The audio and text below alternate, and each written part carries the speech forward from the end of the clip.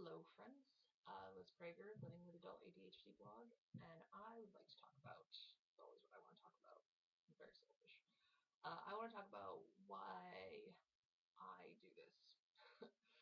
I want to talk about what the reasons are behind sharing so publicly and privately the fact that you have, or that I have, adult ADHD.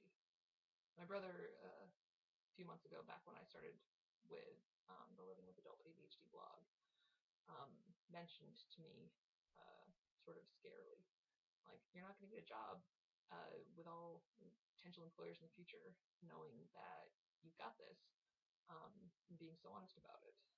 And I worry that he's true. I do, but it's still important to me to get information out there about how to be successful with this disorder, because it's real. And even if I have it, it doesn't mean it doesn't change uh, my potential as a person. Makes things more difficult, that's for sure. But there have been plenty of successful people with plenty of issues in their lives. I just have to be pretty honest about it. I remember an interview I had for one of the physical therapy schools I applied for, where I'm not going. But one of the people asked me about, so like, my ups and downs in grades in college. And I, very honestly said that my grades fluctuated with being diagnosed with adult ADHD, and that it was really difficult to figure out strategies, like in the midst of being in a really challenging academic program. But that it's really important to me that I have ADHD. I, most people would have suggested me not telling an admissions officer the fact that I have ADHD, because so many people see it as a negative, not seeing the genius behind it and the quick mind that comes along with ADHD.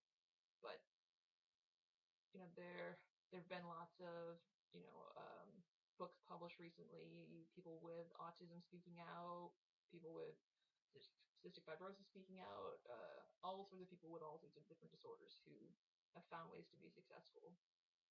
And I plan on being a doctor of physical therapy. I'm going to have doctor in front of my name, and I'm still going to have ADHD, and that's not going to hold me back from being successful. It's going to make things, it's going to give me unique challenges like it does every day.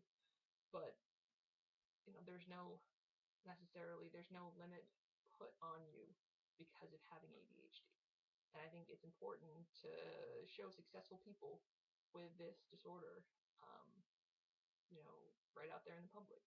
Because, when people think about what ADHD means, they think about the little boy in the classroom who can't sit down long enough to learn how to do math.